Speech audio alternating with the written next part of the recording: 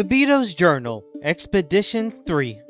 This expedition, I was entrusted with recording our journey, preserving what we encountered so future parties might know what awaited them within Death's Pass. I shall, of course, also include the parts that official records rarely bother mentioning. On my third expedition, I shall join the dog folks and Tanta in a 2-week exploration of Death's Pass. We will be joined by a cannoneer, Amelia, the merchant, Azrael, and the will-o-wisp, Gubu. Day 1. We entered Death's Pass. The name alone should have prepared me. Not long after entering, we witnessed what appeared to be a scarecrow-like figure carrying an enormous scythe. It simply stood there, in the distance, before fading like a dream. No one could say whether it ever truly been there. I sincerely hope it wasn't. Day 1. The first day of most of my expeditions have been uneventful, until now. Within a few hours of entering the pass, we were met with the visage of a deathly scarecrow. I cannot even remember if it was distant or only a step away. Nothing else occurred that day. Day 2. My fears proved justified. 5 scarecrow-like creatures wearing masks ambushed us along the trail. One member of our party immediately recognized them and warned us that physical attacks would accomplish nothing. Retreat became the obvious choice. I was fortunate enough to move away first, but the others found themselves engaged before they could escape. Thankfully, everyone managed to withdraw with only minor injuries. I'm learning that surviving an expedition is often less about defeating monsters and more about recognizing which battles should never begin. Day 2. Clearly the apparition the day before was an omen, or more likely, a taunt. The next day we were faced by 5 more scarecrow-like figures, different from the first. I believe them to be its minions. We were apparently not the first to face these creatures. They are known to be untouchable against physical means, leaving me completely impotent. In fact, Gobu was the only member of our party able to consistently harm such creatures. Retreat was the obvious option. Though I erred in hindsight, I, thoughtless, took a position at the center of our escape formation, leaving less durable members of our party more open to attack. Yet another lesson I have learned. We still escaped safely, for which I am thankful. Day 3. While passing a patch of bushes, I noticed something glowing beneath the leaves. Curiosity rewarded me this time. Hidden inside were 1 diluted spirit fuel, 1 spirit fuel, and an additional 150 glim. I continued to wonder why so many valuables find their way into the shrubbery. Day 3. Along the path we came across a glint of light within the foliage. Within we found a small polished box containing both a diluted and full-strength spirit fuel. I have yet no use for the latter, and I already have 1 of the former. There was also a small sum of 150 glim. I wonder how long I can continue to question these finds. Day 4. Today's discoveries were considerably less mysterious. Lying directly on the trail were both a malachite ingot and a glimslag ingot. It almost felt as though someone had accidentally dropped them while passing through. We were certainly not about to leave them behind. Day 4. We stumbled across 2 ingots simply sitting in the middle of the path. I set out on this expedition hoping to find a malachite and glimslag. That was exactly what these ingots were. I threw my shovel at them to ensure there was no trap. It was safe. For all its dangers, and the implications of the assumption I shall share, the astral line appears generous. But this generosity appears measured against the risks taken. I know the ways of the world, and this fairness is unnatural. Day 5. The vision returned. This time we learned it was no mere apparition. The illusion carried with it an overwhelming hallucinations, accompanied by distant, mocking laughter. I wanted to remain calm. I truly did. Instead, terror overwhelmed me. My knees gave way beneath me, and afterward I discovered that my experience had damaged my mana circuit. For now, I can no longer naturally regenerate mana. That realization frightened me almost as much as the illusion itself. Day 5. Yet again, we are faced with the apparition. In this case, it assaulted us itself. Yet it did so far beyond our reach. It was an attack upon our very spirits, yet I was able to withstand the effect, if only barely. Gobu appeared to ignore it entirely. I would have thought this attack as just an illusion, but Azrael and Amelia suffered very real injuries to their spiritual circuits. I am growing irate. Day 6. A fallen tree completely blocked the road ahead. Santanta solved the problem in the most Santanta way imaginable. He surrounded himself in flames and simply charged straight through it. The tree lost and exploded, clearing our path. Day 6. There was a fallen tree in our path.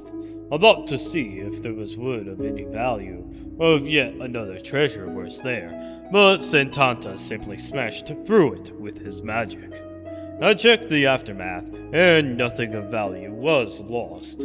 Perhaps there's good reason for Santanta's decisiveness. Day 7. We entered a beautiful field, covered in flowers unlike anything I've ever seen. Simply standing among them seems to heal every wound and lingering injury our party carried. The place felt almost sacred. I attempted to preserve one by carefully picking a flower. The instant I did, its magic vanished. It became nothing more than an ordinary blossom. Perhaps some wonders only exist where they choose to grow. Day 7. We came across an inexplicable field of flowers.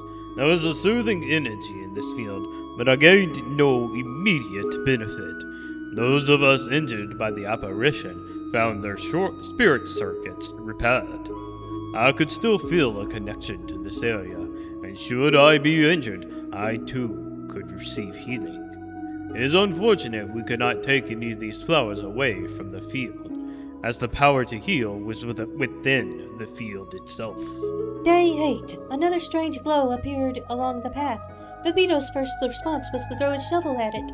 Nothing happened. Santanta sensed no magic and calmly walked over to investigate. Hidden inside were 2,000 glim. I cannot decide whether this expedition is dangerous or unusually profitable. Day 8. There was another spark of light off the side of the path. As my preferred means of checking for danger, I threw my shovel. This, too, turned out safe, with Santanta confirming with his magical senses. We found 2,000 glim within. Day 9. Another glimmer in the undergrowth. This time we uncovered 2,500 glim. At this point, I'm beginning to suspect someone has been walking these roads throwing money into random bushes. I certainly shan't complain. Day 9. Yet another glimmer off the side of the path, and yet another check for danger. There was none, and we found even more glim. 2,500. Day 10. The dreadful vision returned once again. This time it was accompanied by a murder of crows that immediately descended upon us. I mounted Garabadaba and rode clear of the attack while Vibito transformed himself into stone, allowing the birds to batter harmlessly against him. The others either stunned the flock or avoided their attacks altogether. An unpleasant encounter, though thankfully a survivable one. Day 10. I have gone from irate to angry at the apparition. After showing itself to us yet again, we spotted a gathering of crows diving towards us. This was no normal behavior, so we reacted as if under attack. Most of us dove for cover, Amelia and Gubu using evasive abilities, while Azrael sped off on her mule.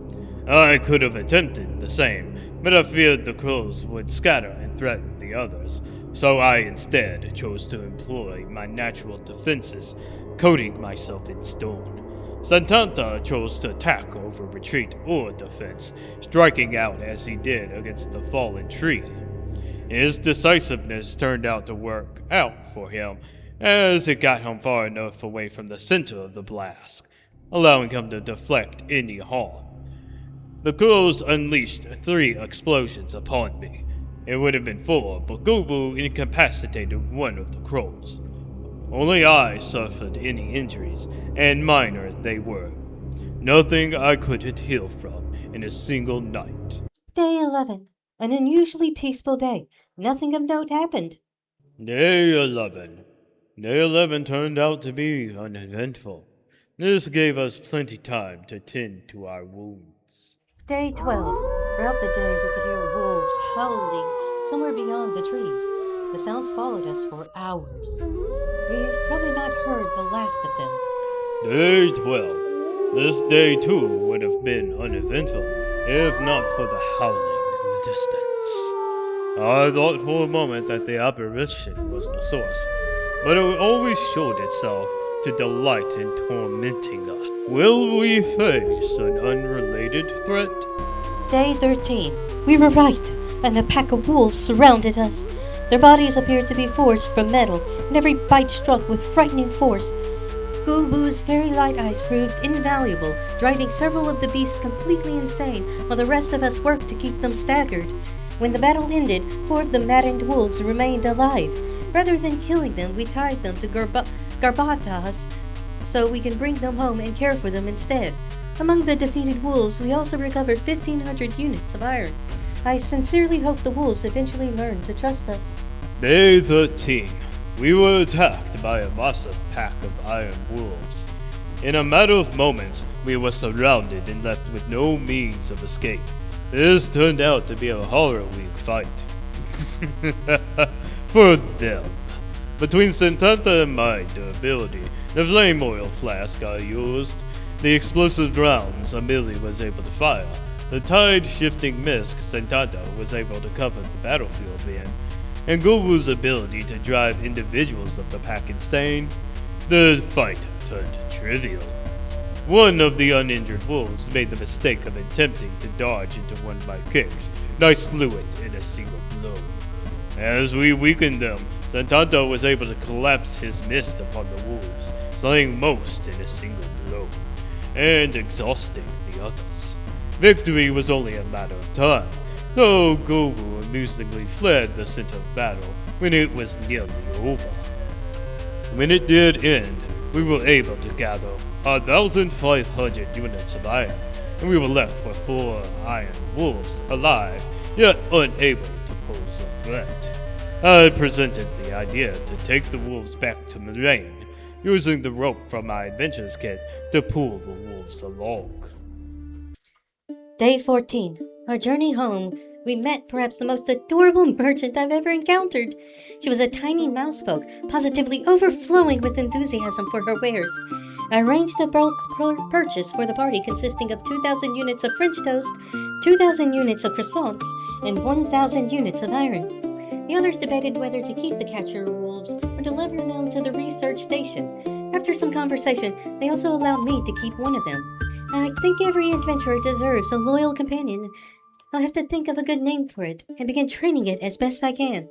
Perhaps someday, when I finally settle down, I'll build a little home where Garbada and my new pet can roam without fear. For now, a sturdy tent will have to do. Day 14. After going a full expedition without seeing a merchant, I thought this would be my first without one.